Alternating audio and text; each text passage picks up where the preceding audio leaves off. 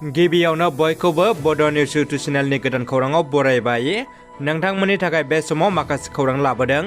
भिडिअखौ जोबजासे नायलांनो दाबाव आरो चेनेलाव गोदानब्ला अन्नानै साबस्क्राइब खालामना बेल आइकनआ अलाव होनानै ला आरो भिडिअखौ लाइक कमेन्ट शेयार खालामनो गुरै खावलायबाय।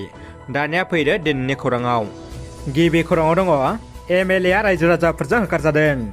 आसामनि दिग्बै विधानसभा बियाबनि बिजेपिनि एमएलए सुरेन फगनखौ रायजो राजाफ्रा गाज्रि रावजों सोंखारनायनि अनगायैबो नाख्रां नासि खालामनानै होखारहरदों। थांनाय 22 मे खालि दिग्बैनि बेतजान साहा बागानाव अंगनाबादी मिरु लुनो थाखाय अन्थाइ खाम्फा गायसननो थांदोंमोन। नाथाय ओनसोलनि रायजो राजाफ्रा गो बेक स्ल'गान होननानै एमएलए सुरेन फगनखौ होखारहरफिनदों होननानै खौरां मोननाय जादों। मिथिनो मोननाय बायदिब्ला एमएलए सुरेन फगना ओनसोलनि जौगाथायनि थाखाय जेबो खामानि मावाखै। बिनि थाखायनो ओनसोलनि रायजो राजाफ्रा एमएलए सुरेन फगननि सायाव बिग्रायखांदों। बिटिआर सरकारनि बाख्नायथाव खामानि। दिनै अदालगुरि जिल्ला आमजुलि पि स्टेशननि सिङाव थानाय हाजोजुलि गामिनि गेवलां गेलेग्रा फोथाराव बर' रायजो राजा थामहिनबा ओनसोलनि 440 नखर सुबुंफोरनो हानि फोरमान बिलाइ रानदों। फोरमान बिलाइ राननाय हाबाफारियाव बिटिआरनि गाहाय लेङाइ मावफुं सोद्रोमा गबिन्द बसुमतारी, इएम रन्जित बसुमतारी लोगोसे इउपिपिएल राजखान्थि हान्जानि माखासे दैदेनगिरि बिथांमोनखौ बाहागो लानायखौ नुनो मोनो। चिरां जिल्लानि 1 नं रुनिकाटा गामिनि रायजो राजाफ्रा सांग्रां ब्रह्मखौ बरायदों। थांनाय बावैसो सिगां आसाम फुटबल एस'सिएशननि गाहाय नेतारि महरै सायख'जानाय सांग्रां ब्रह्म बिथांखौ 1 नं रुनिकाटा गामिनि थागिबि रायजो राजाफ्रा 1 नं रुनिकाटा गामिनि बैसागो बोथोराव आर'नाइ गान होना गाजा गोमजायै बरायदों। लोगोसे बे ओनसोलनिनो लाइमोनफोरनि गेलेनाय बिथिङाव जौगाखांहोनायनि खामानि मावलांनो बे गामिनि रायजो राजाफ्रा आसा खालामदों आरो खौरां बिजोंनि गेजेरजों गुरै खावलायदों। ओनसोलनि गोबां सानसुमैफोर, गागिफोर आरो गोबां रायजो राजाफ्राबो गाजा गोमजायै बरायनाय हाबाफारियाव बाहागो लायो। गरेस्वर मिरु रङालि बिहु बानजाय आफादा बिहु मोसाखावरि हानजानो बान्थानि रां होयैनि अजद दैखांदों। बाक्सा जिल्लानि सिङाव थानाय गरेस्वराव 58थि गरेस्वर मिरु रङालि बिहु बानजाय आफादा खुंनाय गेवलां बिहु बादायलायनायनि 3थि बान्थानि रांखौ बिहु मोसाखावरि हानजानो होआखै होननानै गोख्रों अजद दैखांदों अदालगुरिनि मोनसे बिहु मोसाखावरि हानजाया।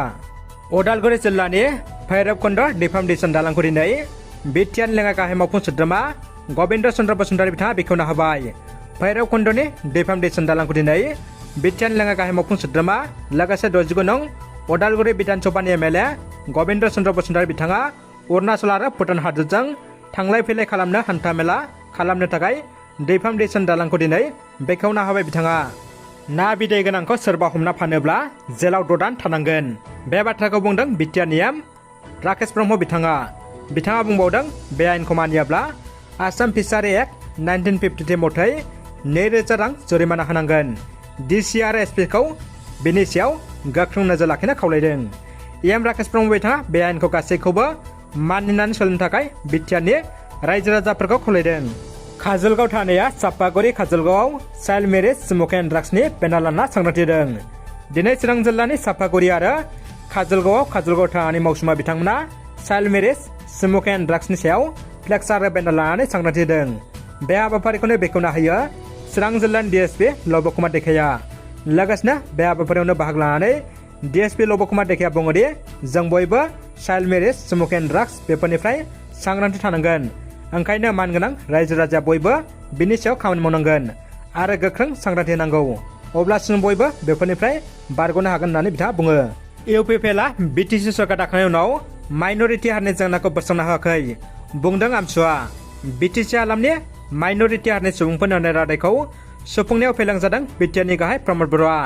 इउपिपिएल दल थामहिनबा प्रमद बर'आ थांनाय बिसायख'थिनि समाव सिगां बिटिसिआव रायजो जानाय माइनरिटि सुबुंफोरनो जुनिया जौगा बर्ड, हानि मोनथाय, पस्नयं, हानि पाट्टा होनाय, फोरोंगिरि थिसननाय, लामा जानथायनि जेंना सुस्रांनाय बायदि रादाय होदोंमोन। नाथाय दिनैसिम सुफुंनो हायैनि अजद खालामदों आमसुनि आफादगिरि रचल खरिम सरकारा। नङाब्ला बिटिसिआव गोख्रों समाजनायजों लोगोसे फैबाय थानाय समफोराव बिटिसि सरकारा आमसुनि गोख्रों हेंथानि मोगा मोगि जानांगोन होनना हुमखि हरदों दैदेनगिरिया। आसामनि सिलचराव गिख्रंथाव अर खामनानै गासै 6 नखरफोरा सिलिंखार जादों।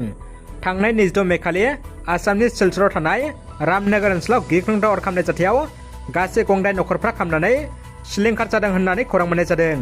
मिथिनो मोननाय बायदिब्ला दयानन्द सिंह मुंनि सासे न' बिगोमानाव भारा थानाय गंसे नखराव सर्ट सार्किटनि जाहोनाव अर खामदोंमोन आरो बे सर्ट सार्किटनि जाहोनाव खामनाय अरानो खाथियाव थानाय गासै गंसे नखरफ्रावबो नांहैदोंमोन। बे अर खामनाय जाथायाव लाख रांनि खहा जादों होननानैबो खौरां मोननो हादों। दानिया फैदो जोबथा खौराङाव। जोबोद दुखुनांथाव खौरां। एनडिएफबिनि मोनसे समनि गोख्रों मावथिया फाग्ला जाना आलाय-सिलाय बेरायदों। तामुलपुर ओनसोल सोमलेगुरि गामिनि मोनसे समनि एक्सन डिबियाव खामानि मावबोनाय सासे गोख्रों मावथि प्रानजित बसुमतारी बि फागुन अरफे बिथाङा 38 बेटसनि सासे सोद्रोमामोन। बिथाङा आफादाव थानाय समाव आर्मिफोरजों बुजानानै दुखु मोनना दंमोन आरो दायो नांगौ रोखोमनि देहा फाहामथाय मोनैनि जाहोनाव दा फाग्ला बायदि महर लानाय नुनो मोन्दों। हारिनि थाखाय बावसोमनाय बिथांखौ सरकारनिफ्राय मोजां जोथोन लायोब्ला गाहाम जागौ होननानै रायजो राजाफ्रा आसा खालामदों।